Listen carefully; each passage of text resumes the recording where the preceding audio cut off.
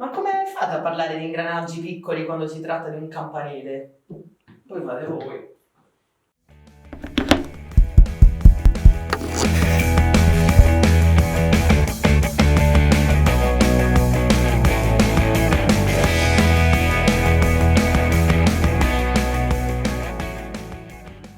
Allora, terza puntata. Ciao a tutti. Ciao a Ciao a tutti. In realtà stiamo registrando. Siamo qui da 7 ore, in realtà chiusi qui dentro. È la terza puntata. Benissimo, questa è quella buona. Questa è quella buona. La regia c'è tutto. Ma che mi racconti? Finalmente ci siamo. Il microfono. Allora, alla Freddie Mercury. per i più attenti abbiamo fatto delle piccole modifiche sia nell'inquadratura che anche nell'attrezzatura. Allora, abbiamo fatto tesoro dei commenti che hanno lasciato, dei commenti, degli insulti, insultate Alberto, mi raccomando. Ciao. E ci siamo adoperati, quindi prima di tutto il microfono lo sto tenendo in mano qua sulla gamba, così posso girarmi senza perdere il cono del microfono. E in più, attenzione, Orologio. anche io oggi orologio, Il un tuo mio Hamilton.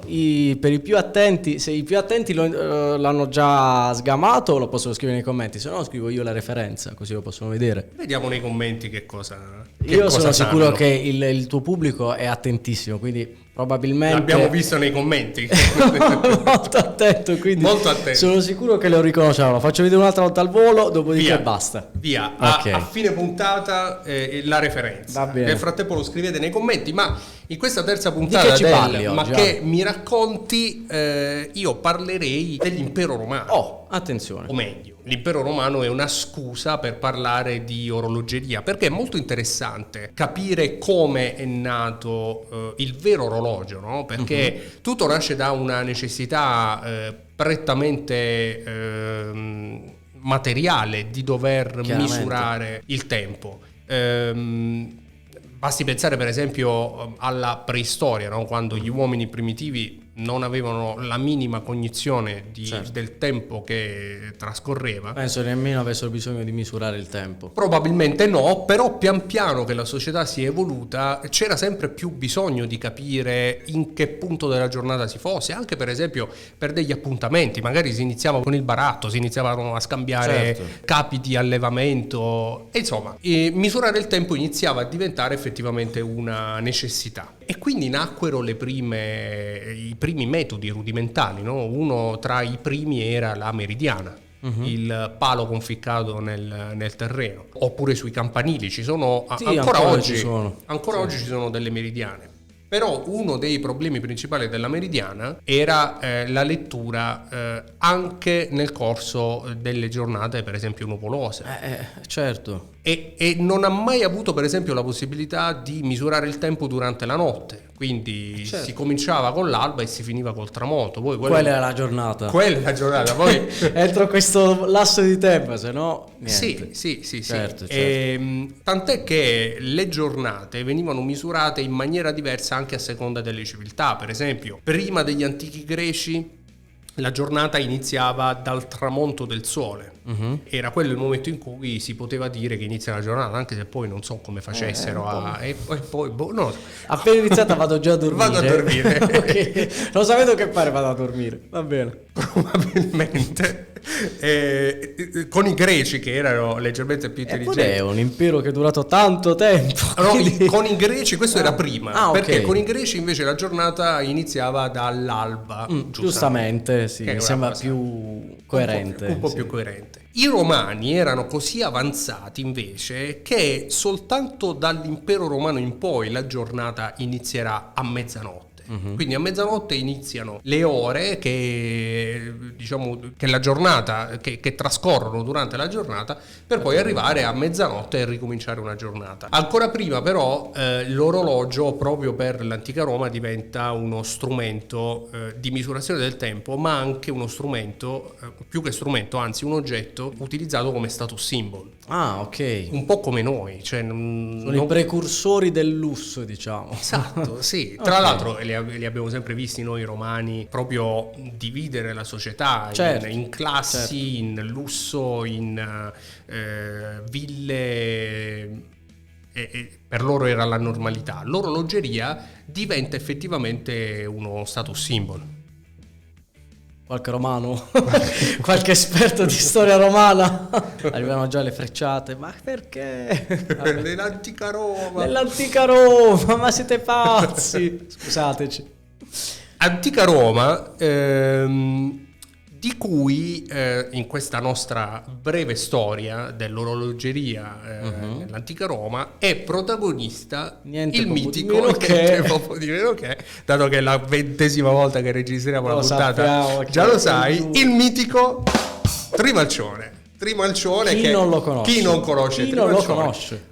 Amico di Petronio, cioè non sono proprio amici in realtà. Petronio è uno storico romano Sì. che racconta quello che accadeva. Grazie ai racconti di Petronio poi sappiamo che Abbiamo cosa, ricostruito un po'. sappiamo che cosa ha combinato Trimalcione, però ci arriviamo dopo. Perché prima di arrivare in realtà agli strumenti avanzati dell'antica Roma, ripercorrendo un attimo quello che è stato, quella che è stata la storia dell'orologeria fino all'impero romano, passiamo dalla meridiana fino poi ai primi orologi ad acqua che facevano diciamo tutto da soli, no? Un po' come se fossero degli orologi automatici, però erano dei vasi d'acqua semplicemente. Pratico da portare al polso. Molto pratico, Molto pratico. in spalla. Che ore E- sono? Non lo so, aspetta, fammi un momento vedere. che guardo il secchio.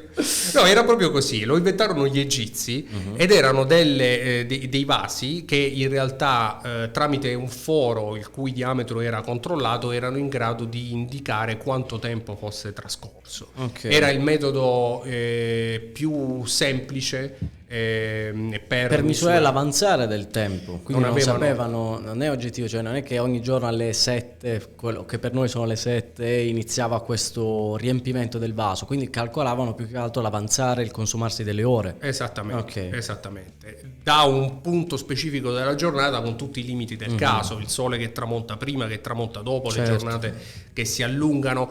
Gli egizi in realtà erano dei grandi scienziati, erano sì. anche astronomi, quindi sono sicuro che avessero dei sistemi molto avanzati di misurazione del tempo, molto probabilmente erano in grado anche di coordinare vari di questi strumenti, non sappiamo tutto. Certo. Però abbiamo contezza di questi primi sistemi di misurazione che naturalmente poi utilizzarono anche i greci.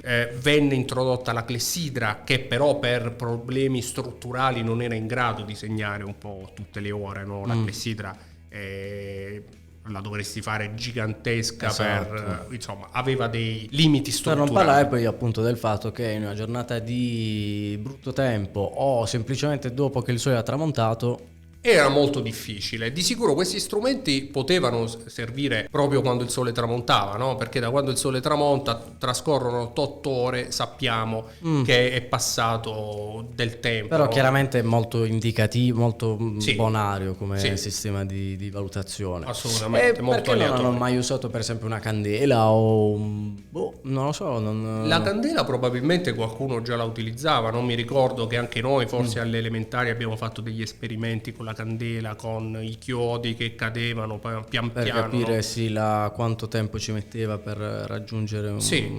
il checkpoint, diciamo. Quello probabilmente essendo un metodo molto fumoso. Nel vero senso della parola. Partito- È partito, sta no, ci sta, che ci sta, per carità ci sta. Questa, anche, questa ci stava meglio Sì, degli sì, altri.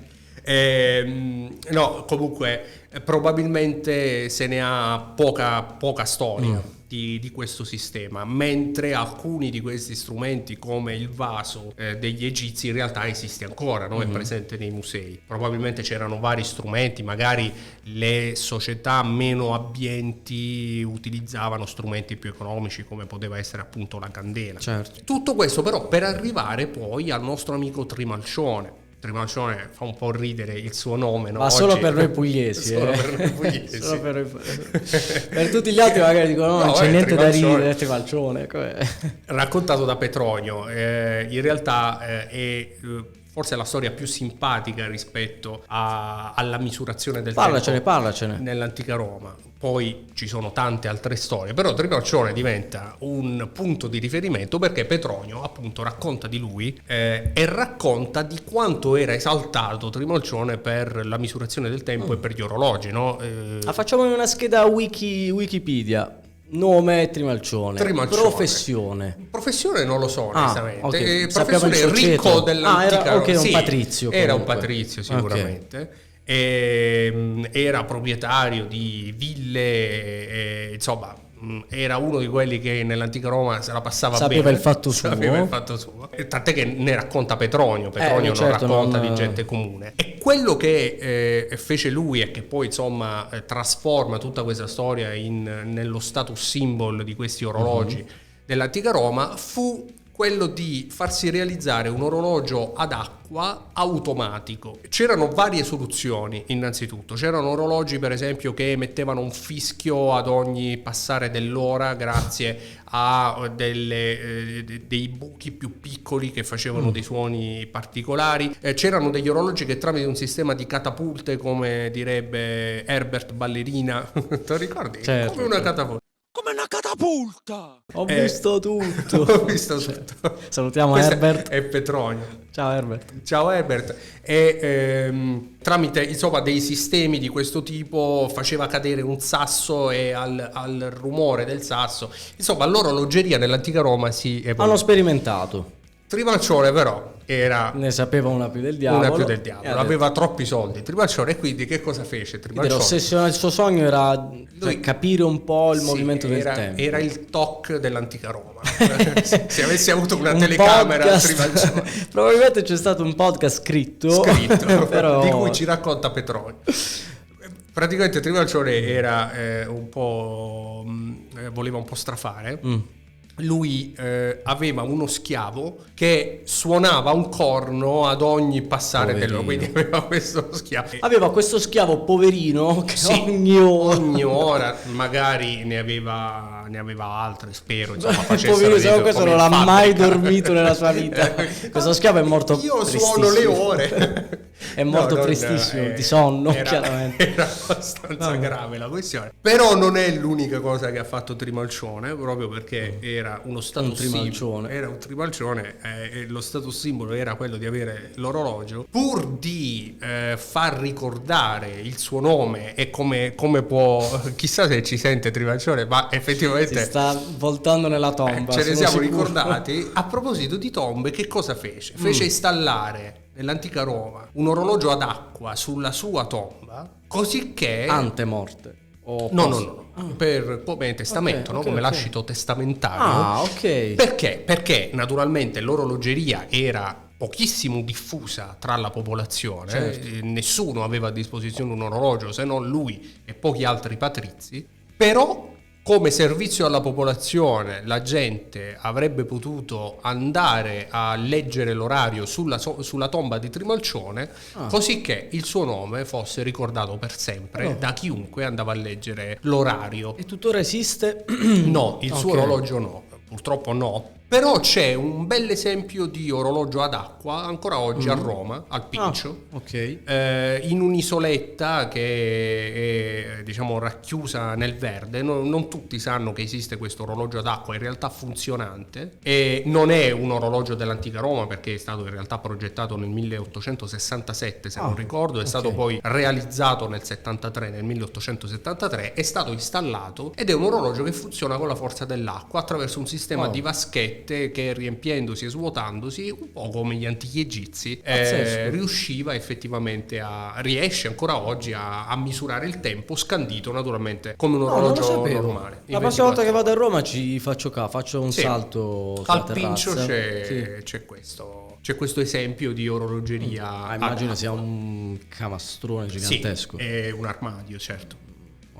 Quindi diciamo che comunque anche mentre tu parlavi di romani o comunque patrizi, nobili e della società romana avevano orologi. Stiamo parlando comunque sempre di orologi come può essere una meridiana o comunque un qualcosa di tipo, che poi alla fine mi stai parlando quasi di un orologio a cucù. Sì, sembra anche un orologio a cucù, questo del Pincio quantomeno. Quelli dell'antica Roma, questi qui ad acqua, questo di Trimalcione eccetera, sono degli orologi complessi, non è più il vaso, cioè ad acqua nell'antica Roma non significa il vaso no, è un sistema di ingranaggi in realtà, certo. che funziona tramite la forza dell'acqua, sono sistemi complessi che sicuramente la regia metterà insomma in sovraimpressione. Siamo sicuri? Però ecco sì, andavano a soppiantare del tutto le meridiane, sebbene le meridiane poi per la popolazione comune rimanevano sui campanili, nei punti più alti della città, e sono sempre rimasti, ci sono stati nel Medioevo. Proprio nel Medioevo poi inizia la vera orologeria, no? Per esempio il campanile della Torre di Praga, che è l'orologio più complesso che ci possa essere. Uno degli ultimi studi ha datato come primo orologio meccanico in assoluto un orologio che si trova in Italia, in realtà. Si trova a Chioggia ed è stato appunto datato come l'orologio più antico del mondo, orologio meccanico si intende, naturalmente. Però ecco, da quel momento in poi l'orologeria, dal momento dei Romani, no? Quando capirono che doveva essere realizzato, la tecnologia avanzava, gli studi avanzavano, loro finalmente avevano. E sai a quando è datato questo orologio, a chi l'ha creato? Quello di Chioggia? Sì. Nasce nel 1386, alla fine del XIV secolo, quindi in epoca medievale. Pieno medioevo, sì. E lì fu installato proprio a Chioggia, in provincia di Ragazzi di Chioggia, per favore, siate magnanimi con noi. Noi non siamo mai stati a Chioggia. Siamo terroni. Ma il Veneto è una parte sconosciuta dell'Italia. È quasi Jugoslavia. 11 ore di viaggio. È lontanissimo. Però a Chioggia c'è l'orologio più antico d'Italia. Esatto, e fu richiesta la sua costruzione dalla famiglia dei Dondi, che è appunto una famiglia dell'epoca benestante, che Mastri orologiai praticamente. Mastri orologiai che realizzarono questo primo orologio. Immagino nel 1386 86. ci avevano messo... Quanto ci avranno messo per costruire un orologio del genere? A me vengono queste domande in mente. Il problema principale di una cosa del genere è la lavorazione di precisione. Certo. Perché sì, è molto grande. Però gli ingranaggi sono sempre micro. Ma come fate a parlare di ingranaggi piccoli quando si tratta di un campanile? Poi fate voi.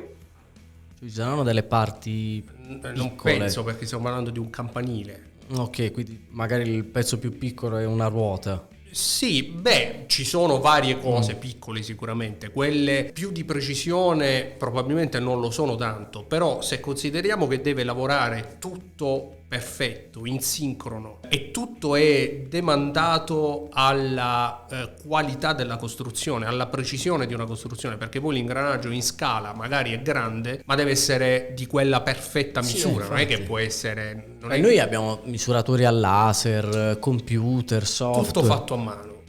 Ma anche il cerchio dell'ingranaggio, no? Deve essere tutto realizzato. Cioè noi adesso senza tecnologia non sappiamo fare niente. Ma guarda, ad oggi credo che un artigiano che, come per esempio qua parliamo del 1886 di un orologio di un campanile, ma nella Francia di Luigi XIV c'erano già gli orologi da tavolo, anzi da lì a poco sarebbero arrivati i primi orologi da tasca, e lì sicuramente ci sono componenti micro che venivano realizzati a mano. Oggi io non credo che esista un artigiano che è in grado da dei pezzi di ferro di tirar fuori un orologio. Probabilmente sì, ma ti costerà un'infinità di soldi in più. Beh, ci vorrebbero anni e anni Oltre di lavoro, che anni di e tentativi, anni di lavoro. e quindi un costo inimmaginabile. All'epoca invece, ma ne parleremo in una prossima puntata sicuramente, la famiglia Napoleone, grande cultrice proprio dell'orologeria, amante dell'orologeria e grandi clienti di Breguet, invece non aveva limiti di budget, quindi Breguet poteva sbizzarrirsi. Diciamo Tra l'altro che... c'è un aneddoto bellissimo proprio su un orologio richiesto da Maria Antonietta, il Maria Antonietta, che è stato anche ricostruito da Breguet e che però ti racconterò in una prossima puntata qui su Ma che mi racconti? Chiuderei parlando appunto dell'epoca napoleonica, farei un appunto. Se ci ridate la Gioconda siamo amici come prima. Guarda, caschi a fagiolo perché ieri ho guardato un video sulla Gioconda, in realtà se la sono comprata. Vabbè, ma questo cambia tutte le storie. Ale, no, per favore, questa storia no. Io preferisco avercela con i francesi. È no? stata acquistata. È stata Quindi acquistata. siamo i soliti poveracci, mi stai dicendo? Sì. Siamo i soliti poveracci. Non si sa se è stata acquistata direttamente da Leonardo o dal suo amante e discepolo, però è della Francia. Ecco questa brutta Ecco notizia. questa brutta notizia, Questa noi terribile possiamo notizia. tranquillamente Sì, chiudere. un po' con un po' di magone, un po' di amaro in gola, ce ne andiamo a casa. Non brutta voglio cosa. accettare questa tua versione, non la voglio accettare. Ne riparleremo in una prossima Ne riparleremo. puntata. Ciao. Ciao a tutti, grazie.